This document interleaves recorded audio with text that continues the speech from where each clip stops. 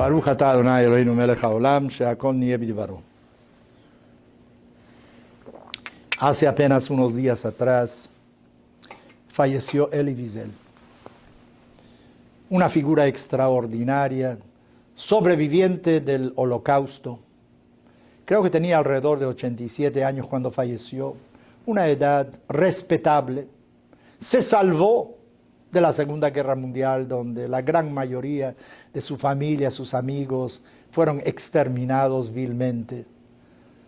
Y durante mucho tiempo él no se expresó acerca de ello, tal como otras personas que yo conozco que sobrevivieron al Holocausto, por alguna razón que todavía no entiendo. A lo mejor no habían entendido lo que había pasado. Era irreal, porque no era posible de que un pueblo persiga a otro sin razón alguna. Él escribió, el primer libro se llama Noche, donde él decía que la primera noche cuando él fue deportado, esa fue la noche más terrible de su vida. Él sintió solamente tinieblas, no hay luz, no hay esperanza. ¿Dónde está Dios? ¿Dónde está todo el mundo? En muchas oportunidades él dijo que lo peor es la indiferencia, porque la indiferencia solamente ayuda al opresor. La víctima no, la víctima sufre. Cuando uno está a un lado, entonces solamente el cruel es el que es beneficiado, mientras que los que sufrimos permanecemos en el mismo lugar. Él fue premio Nobel no de literatura, de la paz, porque su mensaje era un mensaje de paz y entendimiento para todo el mundo.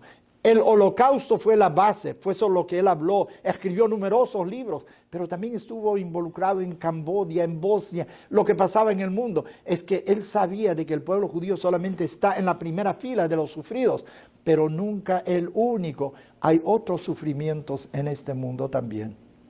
Durante muchos años recé junto con él en una sinagoga en Nueva York. No quiero decir que era un íntimo amigo de él, pero él sabía quién yo era y desde luego que yo sabía quién él era. En una oportunidad me escribió un prólogo a un libro mío sobre las sinagogas de Venezuela y el Caribe. Era un hombre también muy estudioso, él daba conferencias, fue profesor universitario, catedrático en Boston y también en la YMHA, una organización muy importante en la calle 92 en Nueva York. En los ciclos anuales, en muchas oportunidades, él participó también. Entre sus numerosos libros, él también publicó un comentario sobre la Agadá.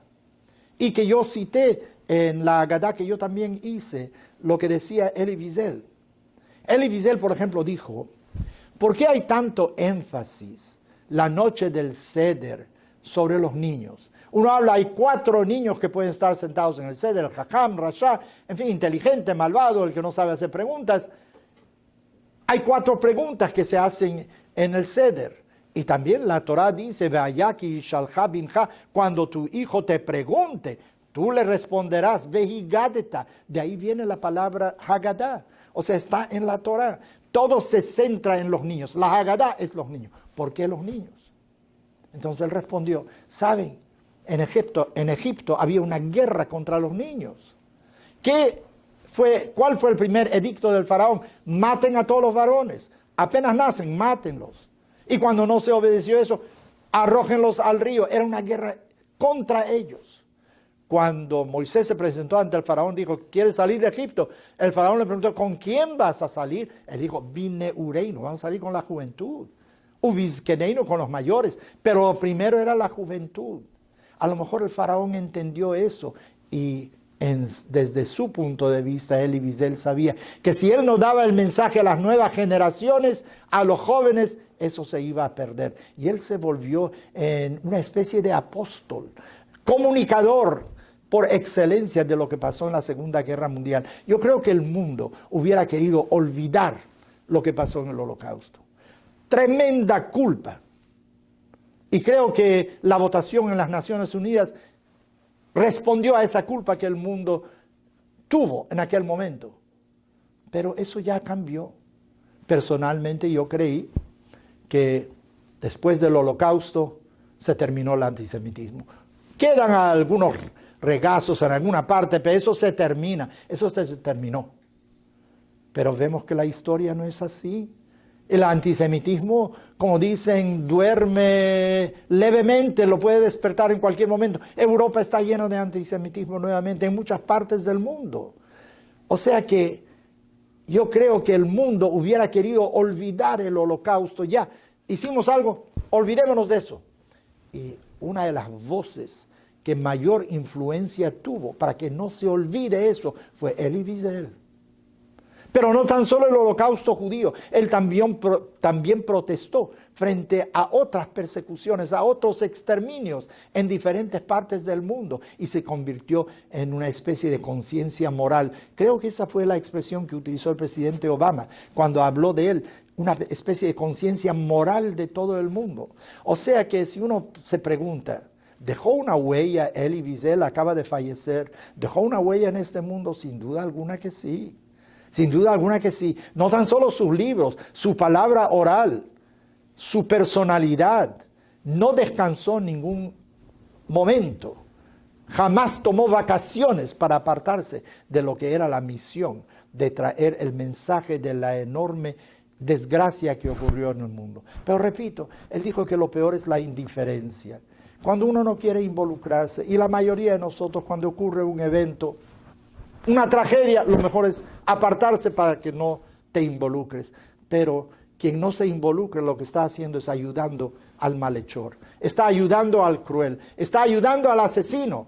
Tú tienes que saber de que la víctima está pensando, ¿por qué me está pasando eso? En su primer libro, Elie Wiesel mencionó muchas dudas, se llamaba Noche, dudas sobre Dios, dónde estaba la humanidad.